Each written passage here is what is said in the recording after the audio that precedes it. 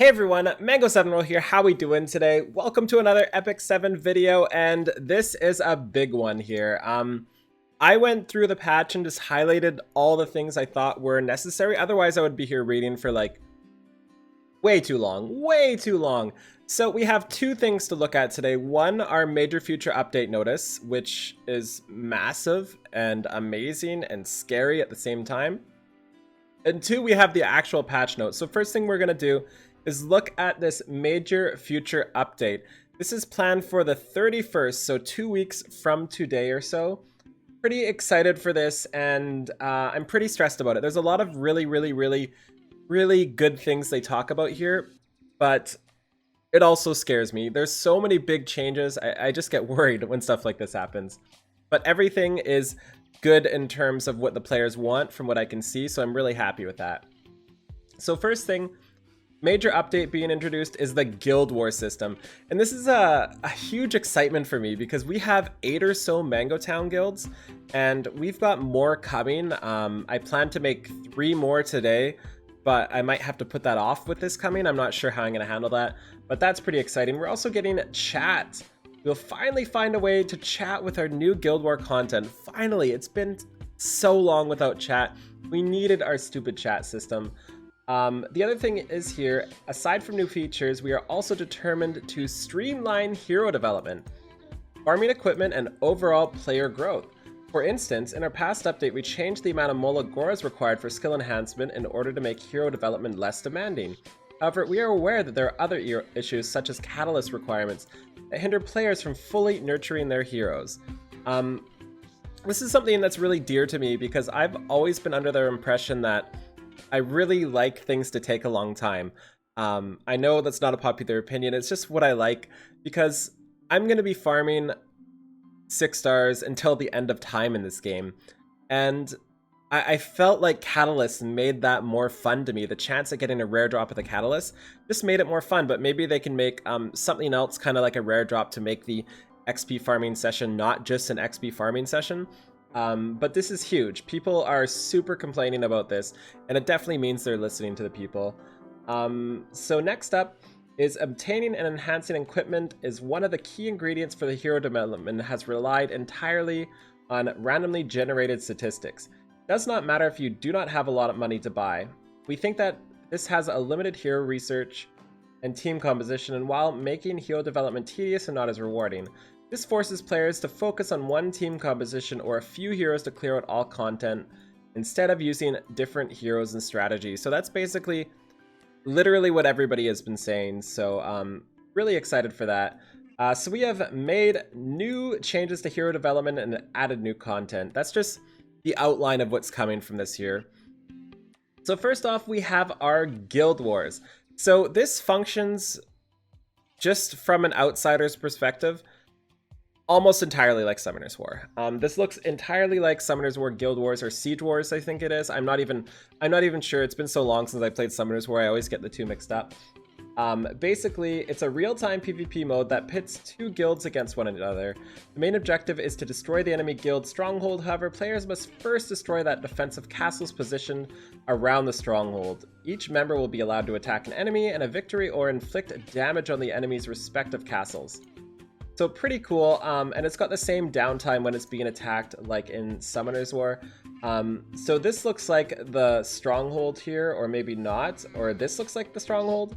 And then there's mini castles in between or something like that. I'm not quite sure with what they're showing here, but it's basically just going to be hold a bunch of towers, win more towers than your opponent, and win the Guild War is what I expect here. This is really fun, a really fun mode in Summoner's War, and it really makes a bunch of units that you never use fantastic. Like, you have people made just for these, and when they're going to introduce new game modes like this, we really need more units to play with. So I really hope they implement the above changes that they talked about at the same time. I'm really excited for this. But there are a couple other things here. If you notice, first off, in the last couple updates, they've been covering up and blurring the top here. And I do notice that this one is unblurred. The first one we've had in patch notes that has not had this blurred, and we have 300 energy here. I'm not sure if that means anything, but there's 300 energy here. It's good to note that. There's also obviously the chat window here, which we can see. We can also see Litica over here. So this person over here is defending their tower with Litica. So this patch is expected to be on the 31st, so we can kind of confirm, I guess if you want to call it that, unless they're just straight up trolling us, that Litica will be the next banner. And on the left, we can see this bar here. This is kind of going to show who is winning. Obviously, the green is winning here. And whenever you hold more towers, it'll sway the little pendulum back and forth here. This is kind of stressful too. In order to participate, guilds must have at least 20 members and up to 25 members. The 25 members kind of hurts me. I'm not sure how many people we have in all the Mango Towns right now, but we're going to have to make some tough decisions. And I really wish they told us about this ahead of time. I wish they were like, don't invite more than 25 people to your guild, because I'm not sure how many we have, but I'm pretty sure it's more than 25 people. But then rewards. Everybody wants rewards, all right? And they're adding a new Moonlight style summon system. To me, if you've played Summoners War, again, just slap me if I say Summoners War anymore, but I've got to say it. These seem to function like summoning stones, but for Moonlight systems. And what this means is there's just a small batch of things you can summon just within those specific summoning stones for Moonlight, which is just baffling to me. So this is going to be a really good way to get new Moonlights that are released, and maybe specific Moonlights you're hoping for. Like maybe it says there will be 10 heroes, I think. These rewards include the mystery bookmarks. Oh, they haven't talked about it yet. Yeah, it's down here. It's down here. Sorry, I'm ahead of myself.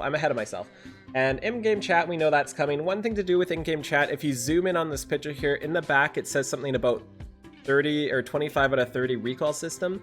So kind of just like the initial selective summon, there is like a similar message for recall in the back there. I'm not sure what it means.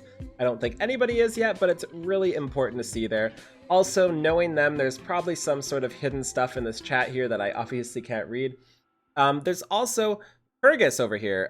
Purgus is not currently in our connections, so we're getting new connections as well by the looks of things. And there's also another icon here, which we can only guess is the guild, but I'm not sure. But yeah, at least Purgus. So you never know. We might get a new 5-star collection, kind of like Yuna. We might get some new 3 stars, might get some new 4 stars. We might get stuff related to PvP in there too, which is really, really exciting. And we have new Moonlights. So the mystery summon, which is what you get from Guild Wars, I'm sure you're going to get them other places too, is a pool of 10 3-star to 5-star heroes from Covenant and Moonlight summons will also be added to the mystery summon lineup. So I didn't actually read this fully and understand it. I thought it was just Moonlight. So it is Covenant and Moonlight. So it's going to be a troll session to the max. Not only can you get your little Nico Clarissa here, which we think is Clarissa, you could also just get a Sven. Or not a Sven, somebody worse, like a Ruzid. I doubt they would put Ruzid in there, but my guess is there's going to be 3-star Moonlights, 4-star mix of Moonlights and Covenants, and then 5-star mix of Moonlight and Covenants. Maybe like 3 5-stars, 4 4-stars, and 3 3-stars. That's wrong. 2 5-stars, 4 4-stars, and then like 4 3-stars. Something like that is probably what the ratio is going to be. There should be at least 2 5-stars, I'm guessing, but I'm not sure. But yeah, that's pretty exciting, and this is the design of Clarissa. She doesn't look as batty as she does in her original, but she doesn't look batty in her original form anyway. She only does when she goes bonkers, so this is pretty exciting. I can't wait to see what her voice lines are. I can't wait to see what her animations are. And of course, we have ML Says here. I'm also kind of considering this one will be 4-star, and of course, Says has to be. There's no way they can put that Says as a 5-star, or as anything but a 5-star. And we have more changes. This is going to be a long video. Are you strapped in? Do you got your coffee? I have my coffee, but I can't drink it because I'm talking. So first off, our plan is to make changes to the first wave of the hunt stage to prevent them from becoming too tedious and overwhelming. That's kind of cool. says we are also looking for the possibility of increasing the amount of materials dropped, upgrading the levels of dropped equipment, and adding accessories to the equipment. However, any increase in rewards will need to be balanced by more energy. They're definitely covering their butt with this line here. I don't think it's going to be too much more energy, but I guess we'll see. They're also turning the knob to 11, and we're getting Hunt Stage 11 will also be introduced, which is just super cool, but like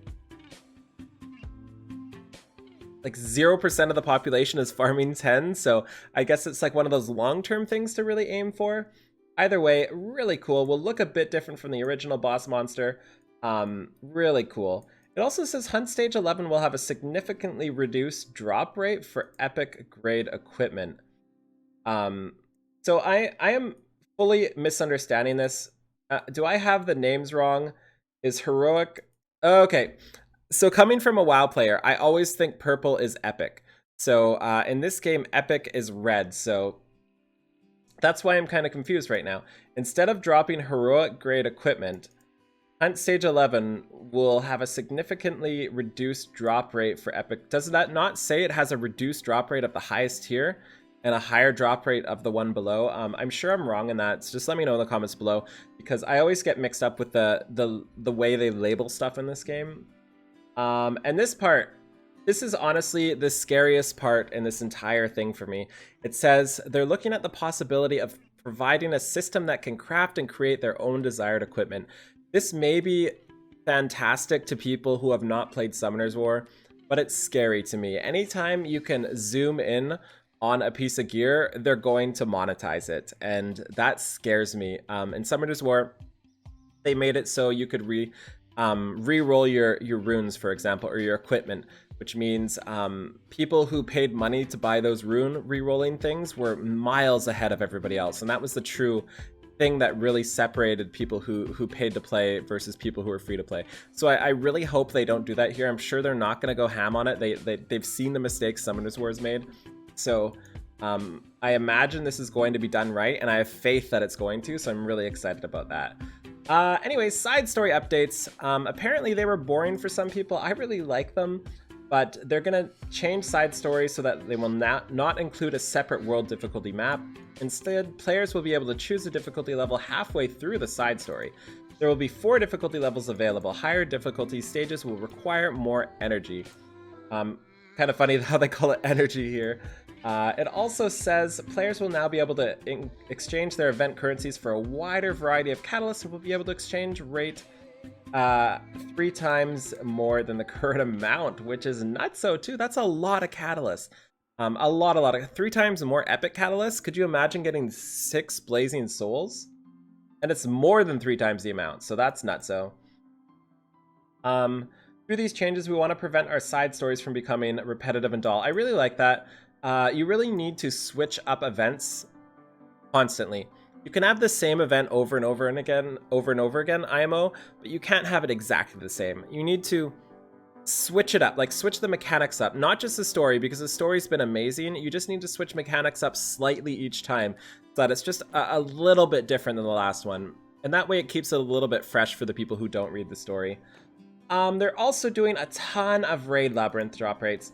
It is basically talking about everything I had to complain about it before and why they fixed it, which is what I've been saying, how it just wasn't fun anymore to keep refreshing for good drops. So all these changes are fantastic.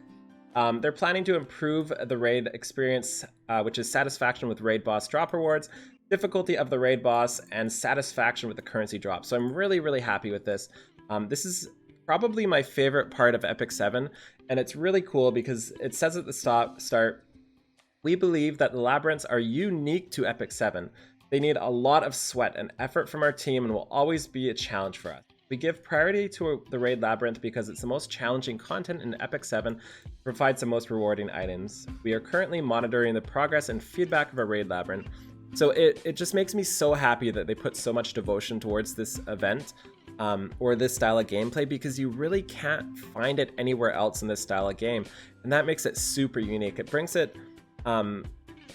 you to the game. Like, if you're the type of person playing Summoner's War, again, smack me for saying it, this is what we can show you for what you're missing. Like, this is what I feel like the future of this game is. Like this sort of MMO style dungeon sort of area, just super, super cool. And I can't wait to have massive labyrinths where we start off with 4 teams, and you send each team in each direction, and you get to multi-manage a bunch of different teams. Or like, I can't imagine huge labyrinths where you go in with 4 friends and you each pick a way to go, and like, oh my god, the possibilities are endless. It's such a good idea, and I'm so happy for this mode. And finally, the specialty change for Ruzet and Hazel will be released in January. In that order. I love how they're like, Hazel is not coming yet, guys. I promise you, she's here in January, but she is not this week. I love how they're saying that right there. Really cool. And his design is baller. Like, absolutely baller. I thought he was gonna super bulk up, but he just kind of husbandoed up. Props to him. Like, who knew jail would do this to you? Really excited for this, and this is so cool. And we actually know his stats and everything. I guess I'm putting it in this video. I guess this is like a half-an-hour video. I don't even know what to do, guys. There's too much stuff to read. But yeah, I want to read this too, because this is pretty important just to read where they're coming from. It says, it has already been more than 4 months since E7's launch in Korea. Since then, we've had more people join our team. It's been difficult to work and getting to know new members, but the overall experience has been rewarding and invaluable. That's one thing to note. Like, for a game like this, you cannot have the amount of people you need for it now until you know it's going to pay a lot of money back, because you can't afford to hire the people. So when a game like this comes out, like the way I see it from the background is it's a small group of people, then they release it, then they start loading their pockets, then they hire all the people that now that they can afford it and they know things are a success. That's just how I pictured it to happen. So I imagine at the start of a game like this, it's really just a complete gong show in there, trying to decide who does what. And by the way, it turns out gong show is a Canadian thing. I've never, everybody says it around here, but apparently you guys in the States don't say it, so the more you know. We know our heirs have high expectations and a lot of ideas for Epic 7. In all honesty, it has not been an easy task meeting those expectations and demands. However, we know that these promises come from the game and the love and support we have for E7. This is the ultimate joy of the gaming experience and the ultimate gaming experience. So there you go. Thank you so much for watching. Feel free to like, comment, subscribe as always. I can't wait to experience all these changes with you guys and all these Guild Wars. If you want to see some more information on the patch coming out today, feel free to check out the next video in just a little bit, because I wanted to split them up because this is just too ridiculously long. Have a wonderful day. Bye, everybody.